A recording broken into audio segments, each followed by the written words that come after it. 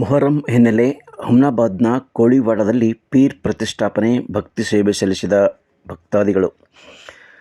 ನಗರದ ಇತಿಹಾಸ ಪ್ರಸಿದ್ಧ ಕೋಳಿವಾಡ ಬಡಾವಣೆಯಲ್ಲಿ ಪ್ರತಿ ವರ್ಷದಂತೆ ಈ ವರ್ಷವೂ ಸಹ ಮೊಹರಂ ಹಿನ್ನೆಲೆಯಲ್ಲಿ ಪೀರ್ ಪ್ರತಿಷ್ಠಾಪನೆಯನ್ನು ಮಾಡಲಾಗಿತ್ತು. ಈ ಸಂದರ್ಭದಲ್ಲಿ ಹಿಂದೂ ಮುಸ್ಲಿಂ ಬಾಂಧವರು ಪೀರ್ಗಳಿಗೆ ವಿಶೇಷ ನೈವೇದ್ಯವನ್ನು ಸಮರ್ಪಿಸಿ ಭಕ್ತಿ ಸೇವೆಯನ್ನು ಸಲ್ಲಿಸುತ್ತಿರುವುದು ಕಂಡುಬಂತು. ಈ ಸಂದರ್ಭದಲ್ಲಿ ಉತ್ಸವ ಸಮಿತಿ ಪ್ರಮುಖರು ಪ್ರತಿಷ್ಠಾಪನೆಯ ಕುರಿತು ಸಮಗ್ರ ಮಾಹಿತಿಯನ್ನು ಸಂಕ್ಷಿಪ್ತವಾಗಿ ವಿವರಿಸಿದರು.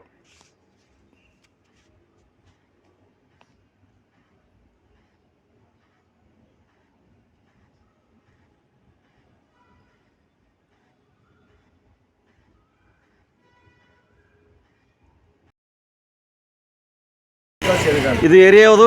ಕೋಳಿವಾಡ. ಕೋಳಿವಾಡ. ಸೊ ಒಂದು 100 ವರ್ಷ ಆಯಿತು ಆಯ್ತು ಸರ್. ಇದು ಕೋರ್ಸತ್ತು. ಹಾಂ ಹೆಚ್ಚಿಗೆ ಸರ್. ಹಾಂ ಸರ್, ಡೆವಲಪ್ ಇದ್ದಿದ್ದು ಇದು ಕಲ್ಯಾಣ ಮಂಟಪ ಕಟ್ಲತ್ತ ಸರ್.